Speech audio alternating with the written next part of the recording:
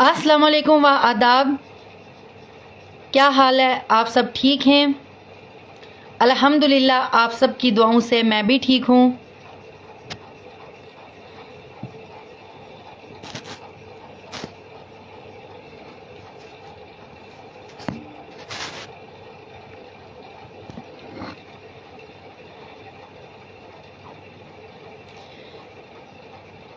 जैसे कि आप तमाम हजरात ने सोशल मीडिया पे देखा, जितना भी डिस्ट्रिक्ट डोडा का जो भी एपिसोड है आप हर रोज़ सोशल मीडिया पे देख रहे हैं।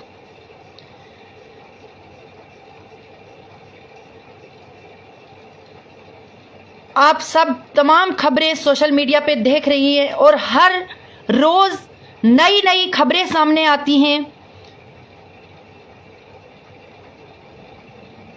जिसमें परसों मैंने एक सोशल मीडिया पे एक खबर सुनी जिसमें बहुत दुख हुआ मुझे कि महराज साहब के जो फादर हैं उन्होंने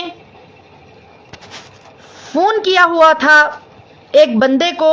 उनकी जो वो बातें हैं, क्योंकि जब बंदा वो कहते हैं कि जिसकी चीज़ जाती है उसका ईमान चला जाता है, लेकिन फिर भी महराज मलिक साहब के फादर ने अपने आप को संभालने की कोशिश की है और अच्छी बातें की हुई हैं। वहाँ पे कोई भी ऐसी खिलाफ वर्जी की बातें नहीं की हैं, लेकिन फिर भी उनकी जो वो कॉल रिकॉर्डिंग है वो सोशल मीडिया पे डाली गई, जिससे सब लोगों को दुख हुआ है। क्योंकि एक बुजुर्ग की कॉल रिकॉर्डिंग ऐसे सोशल मीडिया पे डालना बहुत बड़ा क्राइम है, जो क्राइम उन लोगों ने किया हुआ है। क्योंकि इनकी हम सब, मैं भी कड़े लफ्ज़ों में हम मजम्मत करते हैं, लेकिन मैंने आप सब हजरात से कहा था कि मैं जब नेक्स्ट लाइव में आऊँगी और मैं वो तमाम बातें प्रधानमंत्री जी से, एलजी मनोज सिन्हा जी से अपील करूँगी। क्योंकि जब डिस्ट्रिक्ट डोडा के अंदर जो प्रोटेस्ट हुआ था, उस प्रोटेस्ट में जो मारपीट हुई थी, जिसमें मैं भी थी और मेरे तमाम जितने भी यूथ के बच्चे थे, बुजुर्ग थे, जितनी भी वुमन थी, उन सब पे लाठीचार्ज हुआ है और बहुत सारी मेरी बहनें जो हैं और यूथ है उनको बहुत सारी चोटें आई हुई हैं। मैं यहाँ से एलजी मनोज सिन्हा जी से एक सवाल पूछना चाहूँगी, और मुझे लगता है कि तमाम जितने भी सोशल एक्टिविस्ट मेरे भाई हैं, जितने भी सोशल मीडिया पे काम करते हैं, चाहे मेरी बहनें हों, वो सब इस बात को बखूबी जानते हैं।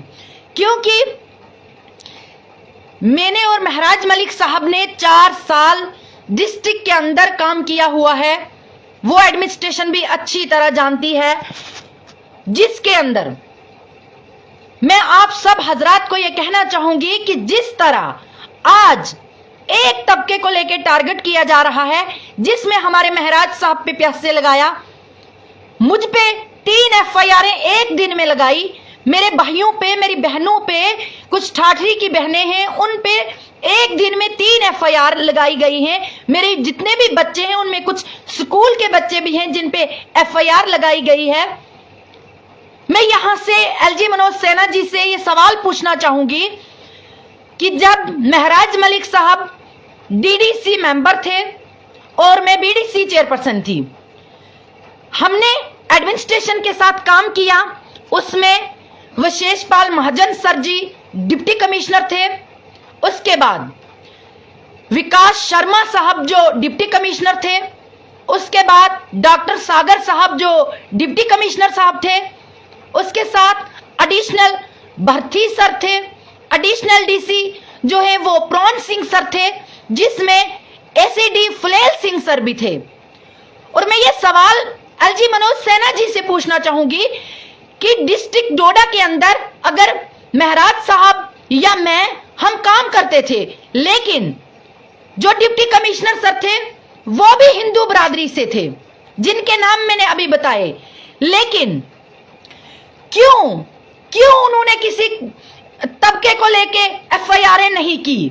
जैसे साफ साफ दिख रहा है जब एफआईआर लिस्ट आप देखेंगे, जिस लिस्ट में एक तबके को टारगेट किया गया है। जब महराज साहब पे एफआईआर हुई उस पे प्यासे लगा, उसके बाद जो 10 तारीख को तमाम मेरे भाइयों और मेरी बहनों पे, जिसमें मैं भी नंबर 1 पे, मेरे पे भी एफआईआर हुई है, उसमें मैं ये पूछना चाहती हूं एलजी मनोज सिन्हा जी से कि तब अगर काम करते थे हम डिस्ट्रिक्ट एडमिनिस्ट्रेशन के साथ, तब मेरी और महराज साहब की सोच अगर थी वो सेकुलर थी, लेकिन आज हमारी सोच कैसे कॉम्युनल हो सकती है, मैं ये सवाल पूछना चाहूंगी। क्योंकि जिन डिप्टी कमिश्नर्स का मैंने नाम लिया है, जिसमें विशेष पाल महाजन सर थे, विकास शर्मा साहब थे, डॉक्टर सागर साहब थे, प्रोन सिंह सर थे, भर्ती सर थे, फुलेल सिंह सर थे, इनका नाम अगर मैं लूं, जब महराज साहब इनसे सवाल पूछता था, एज ए कौंसल में महराज साहब के साथ 4 साल हमने काम किया है डिस्ट्रिक्ट एडमिनिस्ट्रेशन के अंदर बैठ के।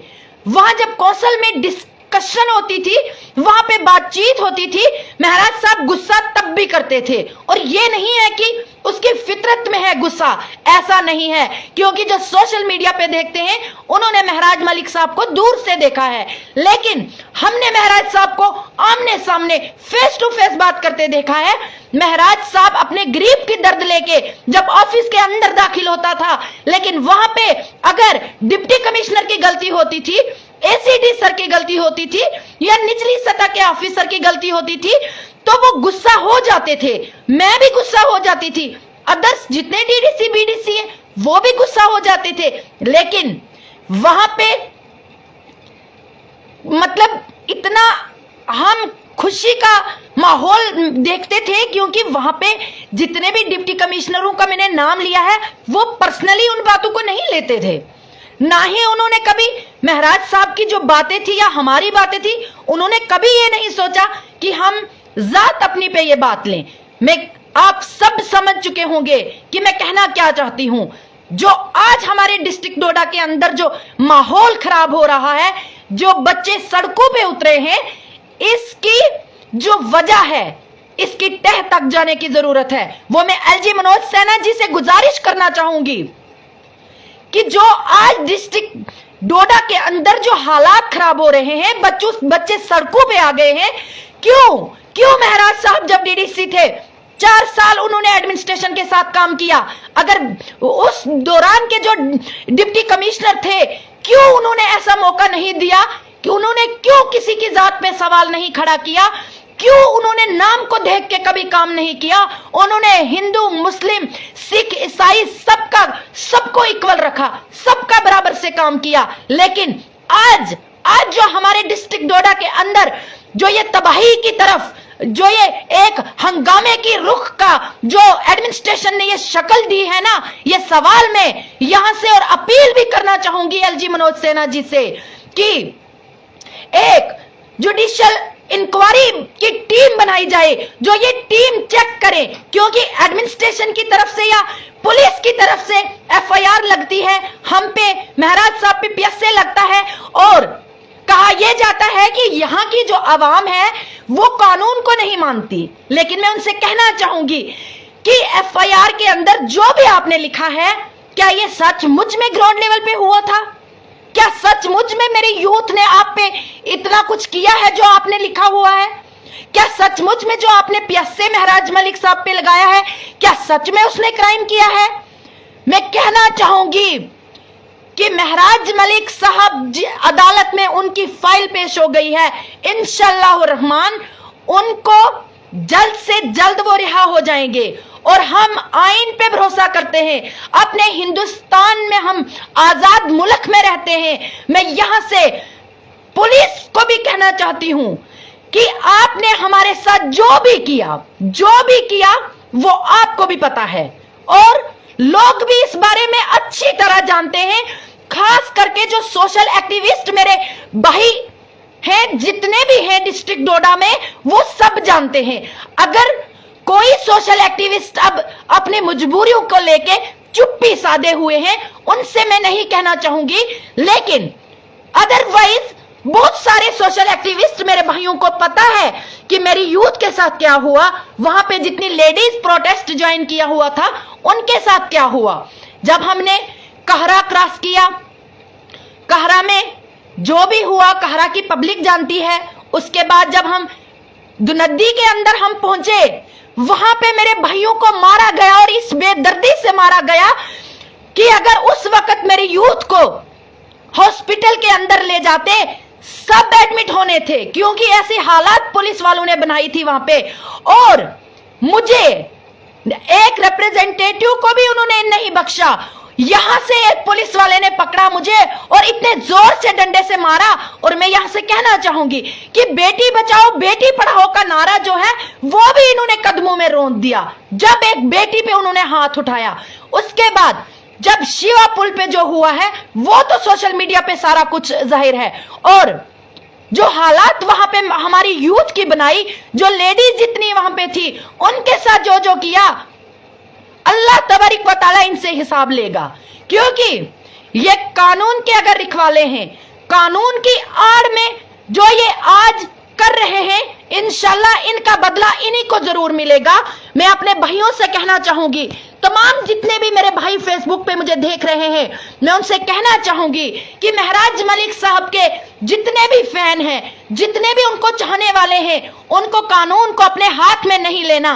क्योंकि तमाम हमारी यूथ की वीडियोस भी हैं जिनमें उन्होंने कहा था कि हम कानून को अपने हाथ में नहीं लेंगे, एडमिनिस्ट्रेशन के आगे हाथ जोड़े कि हम पीसफुली प्रोटेस्ट करेंगे। उन्होंने पीसफुली प्रोटेस्ट किया, लेकिन फिर भी मेरे भाइयों को मारा, हम सबको मारा।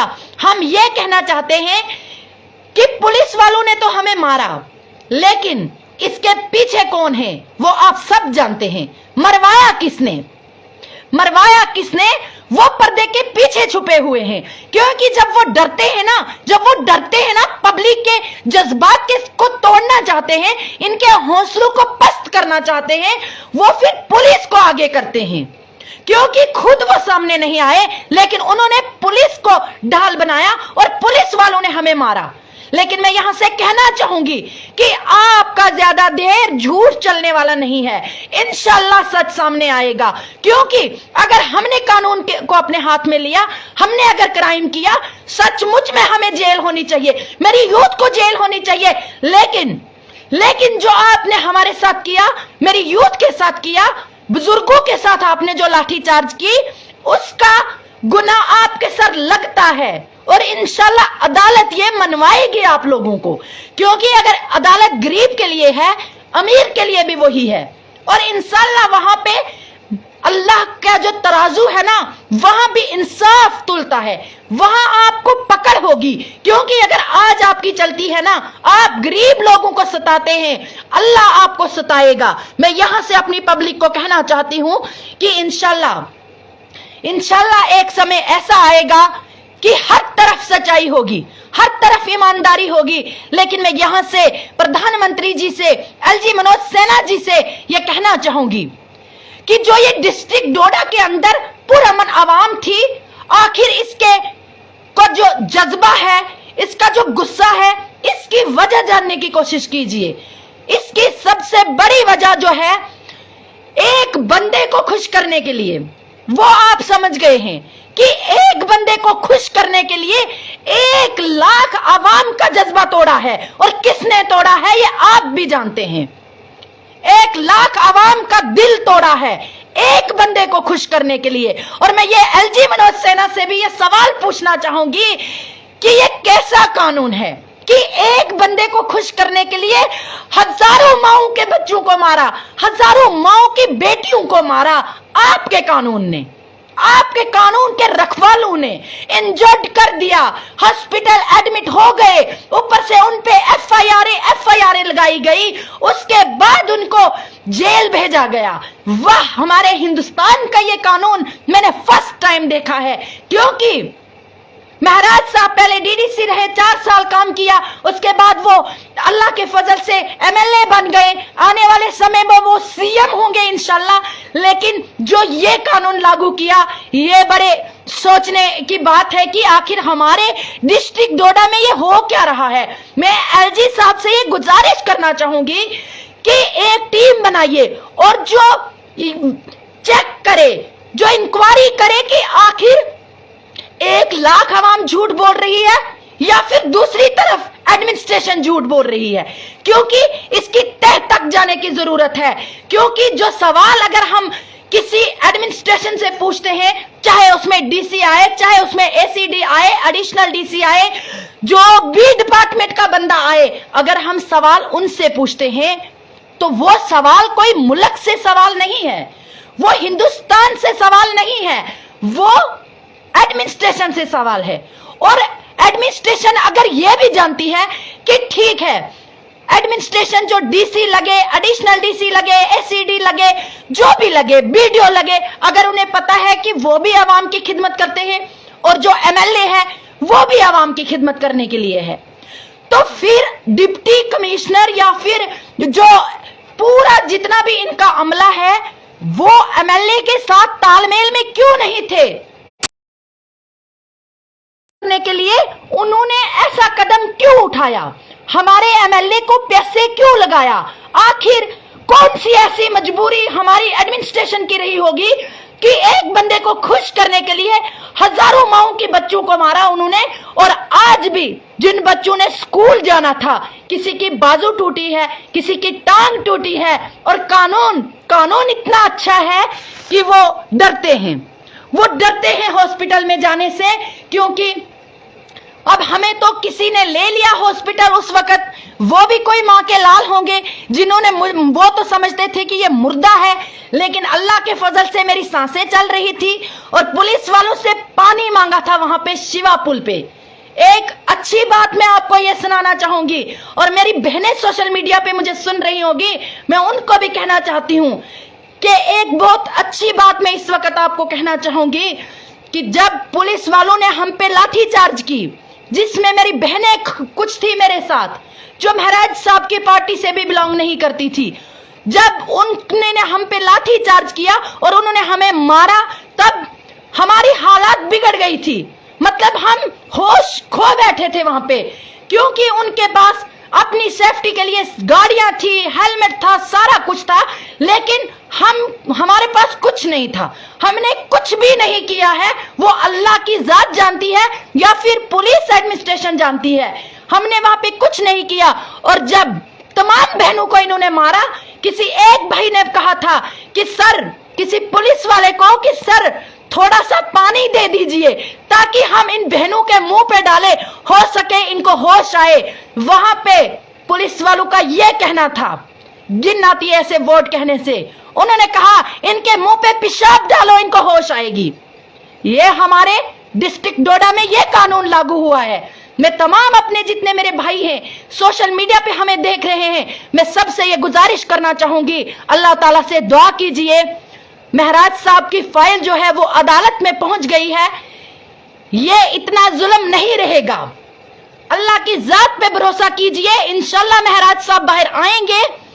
हम भी अपनी लड़ाई के लिए खड़े हैं, और इंशाल्लाह जब महराज साहब बाहर आएंगे, क्योंकि अभी तो हम उनके लिए लड़ाई लड़ रहे हैं, और इंशाल्लाह जब वो बाहर आएंगे वो तमाम बेरोजगारी के खिलाफ लड़ाई लड़ेंगे। तमाम यूथ जो आज एफआईआर में इन्होंने शामिल की हुई है, तमाम जितनी बहनें हैं जिन पे एफआईआर हुई है, जो भी उनके साथ जुल्म हुआ है, महराज साहब लड़ेंगे। मैं तमाम भाइयों से ये गुजारिश करना चाहूंगी कि हक के साथ खड़े हो जाइए, फिर डरने की कोई बात नहीं, चाहे जेल भी हो जाइए। देखिए, मैं आप सबसे ये कहना चाहूंगी कि तमाम मेरे भाई जितने भी सोशल मीडिया पे काम करते हैं, अगर आप सच की लड़ाई लड़ते लड़ते मर गए ना, या मैं सच की लड़ाई लड़ती लड़ती मर गई, तो तारीख में लिखा जाएगा कि सच की लड़ाई लड़ते लड़ते शहीद हो गए। लेकिन अगर कोई घटिया काम, कोई घिनौना काम करके हम मर गए ना, तो तारीख में लिखा जाएगा कि हराम की मौत मर गए। इसलिए मैं कहना चाहूंगी कि सच्चाई के साथ खड़े हो जाइए, महराज साहब का साथ दीजिए, और इंशाल्लाह आने वाले समय में हम जम्मू कश्मीर को फिर से एक खुशहाल जम्मू कश्मीर देखना चाहते हैं, और सच में ये तरक्की की तरफ जाएगा। सिर्फ देरी इतनी है कि महराज साहब के साथ इंसाफ हो और अल्लाह ताला हम सब के साथ इंसाफ करे। लास्ट में मैं एक शेर कहना चाहूंगी और रुखसत हो जाना चाहूंगी, क्योंकि टाइम भी शायद काफी हो गया है, तो खाना भी खाना है। मैं आप सबको यह कहना चाहूंगी,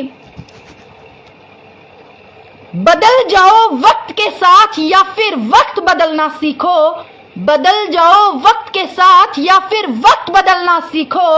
मजबूरियों को मत कोसो, हर हाल में चलना सीखो। इरादे जिनके पुख्ता हो, नजर जिनकी खुदा पे हो। इरादे जिनके पुख्ता हो, नजर जिनकी खुदा पे हो। तला तुम खेज मौजों से, वो घबराया नहीं करते। बहुत बहुत शुक्रिया। अल्लाह हाफिज। इंशाल्लाह मिलते हैं नेक्स्ट टाइम। अल्लाह हाफिज।